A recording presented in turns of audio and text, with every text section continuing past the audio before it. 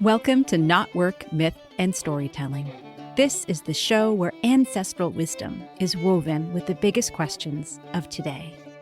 I'm your host and lead storyteller, Marisa Goudy. I'm a myth worker, a story healer, a coach for writers and creative entrepreneurs. I'm the author of The Sovereignty Knot, A Woman's Way to Freedom, Power, Love, and Magic, and the founder of the Writer's Knot and Author's Knot communities.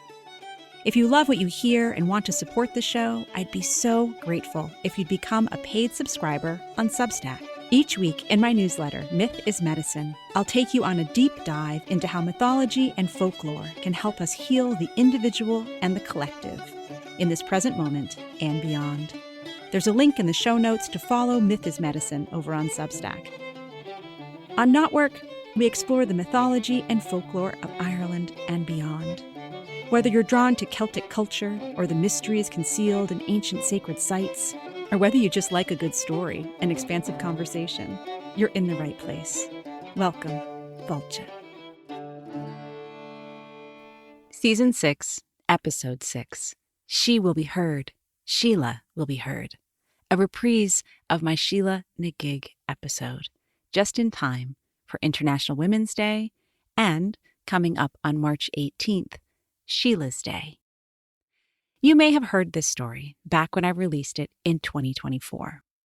Well, it just so happens that Sheela keeps tugging at my cloak, pulling at my sleeve, insisting that she be recognized and that she be heard.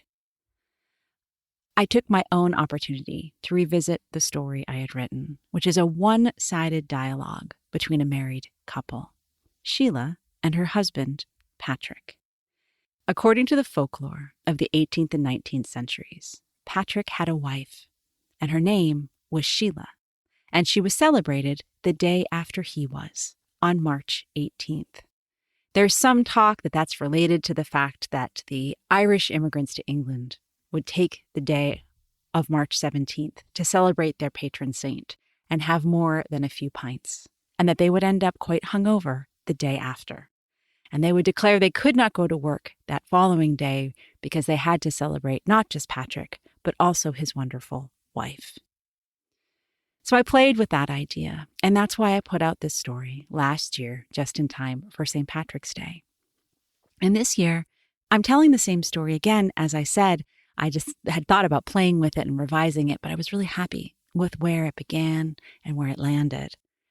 And instead, I was able to really absorb it and take it in, less to be about the man she was speaking about, less about being in celebration of St. Patrick's Day, and more as purely the voice of Sheela herself. Now, Sheela is a deeply mysterious figure, ambiguities beyond ambiguities. The Sheela na gig is found across churches and castle walls and other old stone edifices throughout Ireland and England, Scotland, and Wales. The statues vary a bit, but something they pretty much all have in common is it's a skeletal figure with her vulva open wide. Sometimes her breasts droop and sometimes they're not there at all. Some believe that she was there as a token of fertility. Others thought that she was there to ward off evil spirits. Some saw it as a way for the goddess to still stay present, even in Christianized spaces. The mystery persists, but so does her presence. After the story, I have a few more reflections to share with you, a few more synchronicities. But after this rather lengthy introduction, I want to just take you into the story to hear Sheela's voice through mine. I'm not tired yet, darling. Stay up and talk with me a bit. I know it's late, sure. I was the one who sat up waiting for you to come home. You were with him tonight again, weren't you? How is poor old Oisin? It's late. More reminiscences? Going on about the great feasts with his warrior brothers, I suppose. What meal did he imagine for the mighty Fianna tonight? A dozen salmon of wisdom turned slow over a fire, skewered on his father's own long spear? A whole litter of piglets he scooped up from beneath the tusks of their wild boar mother? the dear man. It cannot be easy to come back from the other world and find his Ireland changed utterly. Wait, I see that look in your eye. Did he spend another night titillating you with stories of his white-breasted fairy woman? I do wonder about Niamh. I've half a mind to go visit her on Tir na Nog and see how she's doing without her man. But I hear it's hard to get passage on an enchanted white mare this time of year. No bother. I prefer to travel at midsummer anyway. Why be in Armagh in the heat when you could be eating golden apples in the Western Isles? Paddy, don't look so grim. I'm not leaving you for the immortal shores. Not yet. But, I suppose you didn't tell Oisin about me. Again, is it really kind to just sit there dumb behind your beard as he pours out his ancient broken heart to you? He thinks he's talking to a man who sleeps alone in a narrow monk's cell and tries to live on the novice's rough stone-gritted bread. It's a sin of omission. It is. To simply neglect to mention you have a wife and let everyone assume you've renounced this entire fleshly realm. Oh, my love, don't look so wounded. I know my lot. I know I agreed to live with you in this gray area. You're in a tough spot, I suppose, though I still assert it is one of your own making. Married to God, married to me, is he or isn't he, will they or won't they? Your priesthood and its habit of erasing 50% of the population.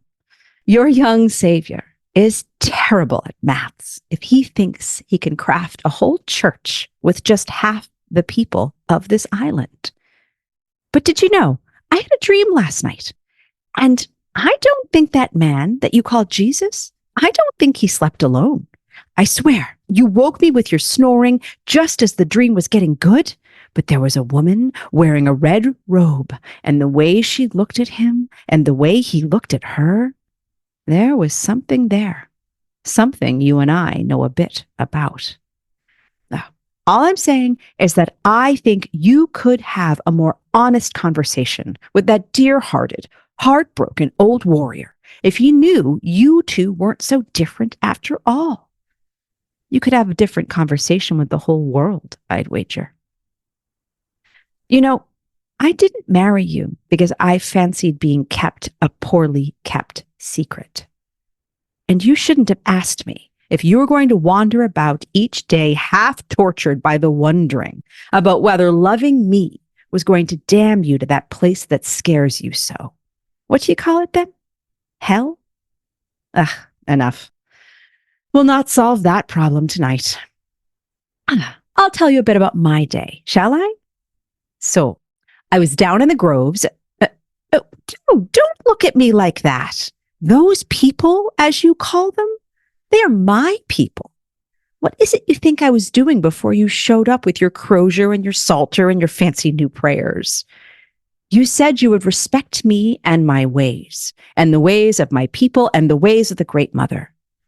I'll learn your prayers to Father God, but I'll also maintain that he's terribly lonely up there in the sky. Needs a woman to look after him. You know yourself that it's the earth and the rain and the river that are with us always, just as much as your choirs of angels in the celestial heavens ever could be. Enough of all that, though. Come on, here's some news. My sister is expecting again. I just learned this morning. Her third already. And here we are. My womb empty for yet another moon. It weighs heavy on me, this emptiness. I know you know, but that doesn't mean I can't speak my sorrow when it weighs me down. You signed up for this, just as I did. Marriage, Patrick, marriage. Tell me, would you like to be a father, my husband? I mean to our own babes and to our own little family. I know you get to be father to all those bright-eyed young brothers, and that seems to suit you just fine. But what of me? Did you ever think I might have needs too? Or did you assume we could just omit those as well? I took a vow to leave my family for you. but I expected to make my own. I shouldn't tell you what my sister said. I'm afraid it would only hurt you. But she thinks that I've betrayed our gods, and so they've made me barren. No, I did not whisper the secrets of our so-called marriage bed to her. She just wants to see me happy, the way she's happy. And, as you might imagine, there's plenty about our union she couldn't possibly understand. It's not as if my folk have married any of your lot before, seeing as you're the first of your kind to make any real noise here on our shores. My sister says that Bridget won't hear my invocations because she thinks I abandoned her the day I took up with a man who speaks only of his three-part God. I don't want to believe my sister, but she says that I can't stay in the good graces of a triple goddess when I've taken up with a man who speaks only to a father, a son, and a ghost. Don't. I know you miss your own sister over there on the other side of the sea. She sounds like a good woman, yes, but you chose to come back here to this land you say caused you so much trauma. No, what? No, I am not dismissing what happened to you. Slavery is a terrible practice, and my family would never have anything to do with the monsters that kept you in bondage for those 6 years. Never. But it's up to you to remember that you chose to come back here, the fire of your God filling your head, and you said yours was a forgiving God, and you'd be on a mission inspired by love. Love, Patrick. And it's up to you to remember my people, the people of this island who've had their own ways that have gotten us through for thousands of years. That's a bloody lot more than that new faith of yours can claim. Now, stop right there. Don't you start with the saving of the soul's sermon again. Not with me. For once in your blessed life, Patrick, would you listen to me while I spill out my soul to you? Everyone gets your ear but me, your beloved semi-secret wife who bakes the good bread but always has the empty belly. You're the star of your show, lover, but I've got a story of my own to live. You'll see. Oh, for the love of this great green earth, Patrick, did you fall asleep on me? Have you heard a word I've said? You and your sleep of the righteous. You'd nod off in the midst of a spring gale and you wouldn't wake for an earthquake. Fine. I'll be the voice in your dreams. You look like a babe when you sleep, even behind that great willy beard. Maybe your defenses will come down and you'll hear me at last. Here's what I would have you know. When you took this body, when you drank of this cup, you took up your true residence on this land. You took me into you as you entered me. And my husband, that was the most holy act you hath ever committed. You could call together 100,000 bishops and they wouldn't be able to perform an act of communion 1/10 as powerful as the act you and I shared that first day upon the banks of that sacred river. I am of Ireland, my beloved. I am Ireland. And again, I'll say it. You only truly reached these shores when you found yourself in my arms. Did you know that my granny liked to call me Eru? I know, it's a strange thing, since everyone else calls me Sheela, but you didn't question my gran. If you stop muttering your own gospels long enough, you'll hear stories of her. Everyone knows her. The Cailleach is a legend in these parts. If I had a wish in my life, it would be to grow old just as she has. An unrepentant force of nature, that one. You haven't met her yet. She lives down in the southwest, away down in Dingle these days. Maybe I'll stop in and see her on my way out to see Neve, or perhaps on the way home. She loves a good golden apple, and she's such a miraculous old woman. Her teeth are still wonderful and strong. All right then, lover, it's time to unbind myself to this day. I'll lay myself beside you and give myself over to my dreams. Perhaps you'll wake and in the night will remember and remember and remember. You're bound to me, beloved. We're bound up for a reason. Gods and goddesses know. And with that, Sheela slept. But before we finish Sheila's story, let me share with you another scene from a much colder bed many years later. Patrick, I do wonder, can you hear me all the way up there in your gold-trimmed heaven? You never bother to mention if you can hear me or not. But I learned in life that you did most of your talking with pensive brows and lingering silences and expressive, gentle snores. Maybe you'd answer if I put it all in the form of a prayer, but who am I fooling? You're not going to change me now. No pretty words for you, husband, just truth. It seems important to say, great Father Patrick, that you've left me, an old woman, alone without a child to care for me. You had some plan that your brotherhood would treat me like their own mother once you were gone, but you did too well in keeping me a half secret.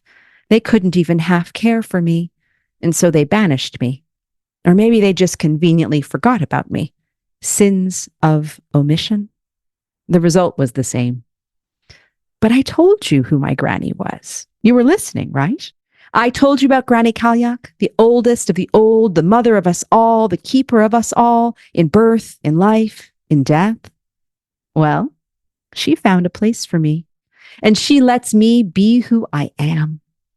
I am everything you saw and couldn't see when we were bound together, lover. I am woman, I am Ireland, I am Eru, just as she always said.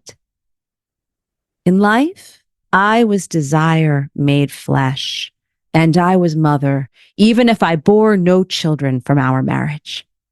My gran set me up so I could birth something that might be even more powerful. And she let me be all that I was, all that I am. I was angry, Patrick.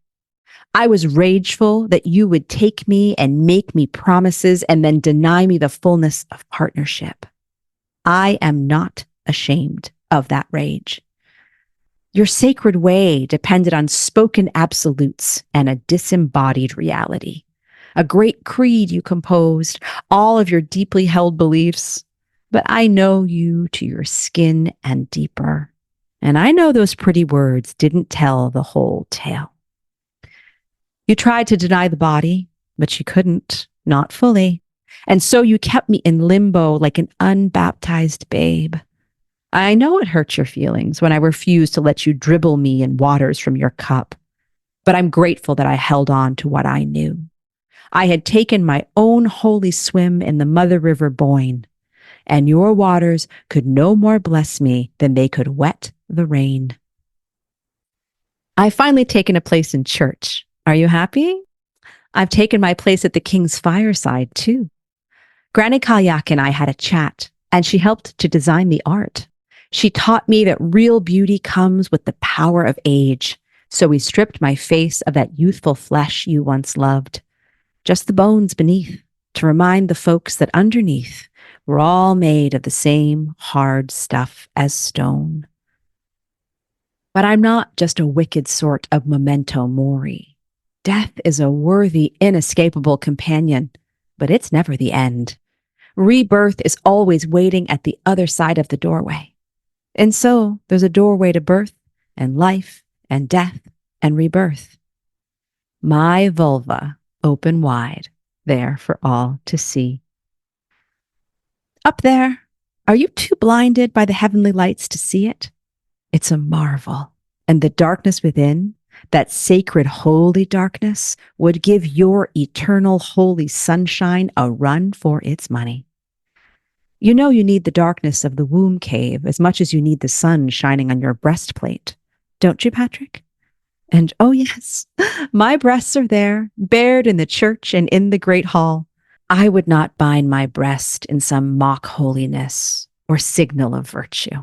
I tried all that. I tried to bind up my true nature, my passion for the groves, the wisdom that made me Eru, that made Bridget and Cailleach and Dagda and Morrigan and the whole legion of spirits of this land into my kin. I was here before you, Patrick. I never left the scene. And here I am still, watching over the cycle of life, death, and rebirth for as long as the old stones stand, and for as long as the people remember me, my name, my face, my body, and my sacred day. Shanae. That's my story. That's the end. And that's the beginning in so many ways. Sheela asks us to celebrate her sacred day. And I think it's much less about that folkloric idea of March 18th as the good wife's day. And instead, it's all of the ways in which Sheela, this mysterious being, ageless, magical, offering a portal into the other world, offering a portal into the very real world of the human body, of the female body, wants to be present with us so much of the time. So as I was considering whether or not I wanted to tell this story again, I happened to see an Instagram post from my friend and two-time KnotWork Storytelling guest, Dee Mulrooney. Dee has her own deep, deep love of the Sheelahs. Indeed, I think the Sheelahs are very close sisters to Dee's own growler. If you know of her work, if you've heard her on the podcast or followed her online or actually had the pleasure and privilege of seeing her in person, you know that Dee becomes growler. From behind, she looks much like a Virgin Mary in a blue cloak. And from the front, she is a great vulva, speaking with the voice of a woman from the Liberties, speaking with the voice of a woman who's had many a pack of cigarettes in her day and often has a drink at her elbow, and combines deep, deep, scathing truths with deep and abiding love. So when I hear Dee Mulrooney speak about the Sheelahs, about Sheelah Ngig and all she is and all she might have been and all she could be, I pay attention. And so just so happens that Dee saw a traveling exhibit from the British Museum. I think they called it the Feminine Power Exhibition. And these are some of the thoughts that Dee shared, along with a picture of herself looking at the Cloran Sheelah Ngig, which was first taken, I believe, from County Cavan and housed in the British Museum since 1869, when a man named Lord Witt gifted it to that august English institution. And Dee mentions the way that the British Museum houses thousands of stolen artifacts from Ireland, particularly this Sheelah and others. As Dee describes it, Sheelah has really gotten into my psyche. Hidden away for 150 years, she was selected to be part of the British Museum's Feminine Power exhibition, sponsored by Citibank. At the edge of the exhibition, beside the emergency exit, she now stands as a striking reminder of what has been lost, a powerful figure representing the silenced, oppressed, and hidden feminine. And Dee goes on. Here she is, uprooted from her origin, and like all the other artifacts, thrust into the spotlight, devoid of the context that put them there, somewhat like a zoo. Today, Dee says, I saw her, and it moved me deeply. She is more than stone. She is herstory, stolen. To me, Sheelah has become more than a relic. She is a powerful symbol of cultural remembrance and a living ancestor. She embodies the oppressed, the silenced, the hidden feminine that has been overlooked throughout history. Dee closes by saying, I have so much more to express, but for now I want simply to communicate that I have seen her. I have made that first emotional contact. Sheelah is not merely an object. She is an icon steeped in memory. The stone that forms her holds the stories of those who came before us. In these devastating times when feminine sovereignty is under siege and the rights that women fought so hard to achieve are being slashed and burned, the relevance of Sheelah's existence grows ever more critical. The fragile gains we have made towards equality are at risk. Nothing can be taken for granted. We must reclaim our narratives and those of our ancestors, remembering that each artifact carries a history that demands recognition and respect. Yeah, what Dee said 100,000 times. What Dee said. And I want to share with you the voice from another guest who you'll actually hear in a few weeks, Allie Isaac, is coming to tell us a story of Bowen. And in the course of our conversation, Sheela emerged. And of course, this is the way when you have a podcast like KnotWork Myth and Storytelling, goddesses emerge, names are dropped, and the weaving continues and continues. And just as Dee had really underlined the way in which this one stolen Sheela has become an out-of-context icon, Ali reveals this. I used to work in my local county museum. We had two gorgeous ones there, or not so gorgeous ones, maybe I should say. But a colleague and myself went to the National Museum in Dublin to look at some artifacts that were held there that belonged to our region, in the hopes that we might be able to bring them back to our museum. And we went into the archives there, and I was astonished because as you walked in through the door in the cellar, this archive, to the right-hand side, there were loads of stone Sheela stacked up against the wall. And they were just gathering dust. Like, I couldn't believe it. Like, I don't know where they came from. They had too many to even put them on display. Think about that for a moment. So many stacked up Sheelas gathering dust. So many they couldn't even put them on display. And I feel like, we've been told, we've been taught that the lack of the feminine in history, in literature, and even in archaeology, we've been taught that we don't see much of womankind because they just didn't contribute much. They weren't of much interest. But at the same time, we also have a deep knowing that women were not always there. They were also always powerful. They were part of the story, part of the weaving. They held up half the sky, as that phrase goes. And so it's just that reminder that we are not making it up when we speak about calling forth the voices and the presence and the stories and the images of the repressed feminine. This isn't just some rather recent feminist fever dream, some desire to see ourselves in the history books and to rewrite things such that we could have a share. The fact of the matter is that women always had a share. It wasn't necessarily an equal one, but there was a presence. And that there is still, very much so, a repression that happens. Oh, it's too mysterious. It's too strange. It's too dirty. It's too bawdy. What would the children think of that sort of unfeminine femininity being on display? Uncouth, too wild, definitely too weird. Hold it back. Maybe there'll be somebody who wants to show their research pass and will allow them to come down and they could share these stories. But don't subject the public, not to this sort of thing.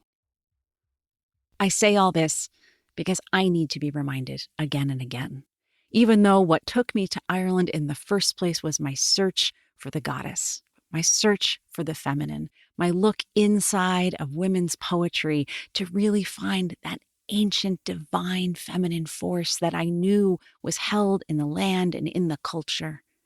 It's the reason I still do this work today. It's embedded in these gorgeous conversations I get to have with people around the world. There is a waking up, even in the most repressive of times. And it wasn't easy for Sheela either.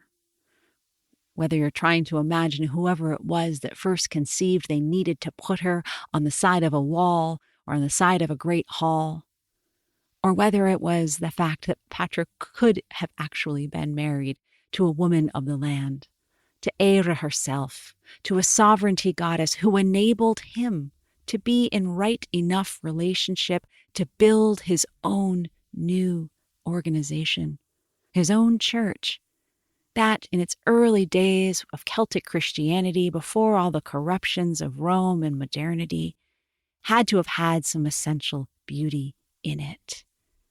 It wouldn't be possible for all of the ways that the Irish Christian tradition itself has retained the gorgeousness of the pagan past, to have assumed that everything that came in with Patrick was repressive and cruel. And yet we know the shadows lurked everywhere. And even the Sheela, as I imagine her, she was in her own difficult, one-sided sort of relationship. She compromised. She made concessions. In fact, there may have been points when she compromised too much, and that was what led history to become what it was. That's why in my story, I imagine that after Patrick's death, the brothers who promised to treat her well somehow just couldn't accommodate her. And so she went back instead to her granny.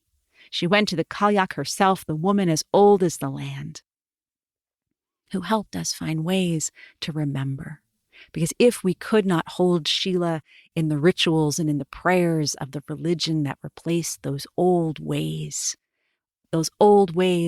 of life, of death, of rebirth, then at least the Cailleach would whisper in and offer us this portal, this symbol that we could decode over time and wonder about, and perhaps we have a couple little bits of it correct. But perhaps it was always just intended to be a portal to walk through into a new way of seeing and being. Because right now, though so much has changed, freedom beyond freedoms for so many women, we also know that the repressions are deeper and darker and crueler and more terrifying than ever. And it feels in way too many ways as if that repressive fist is clutching around our throats.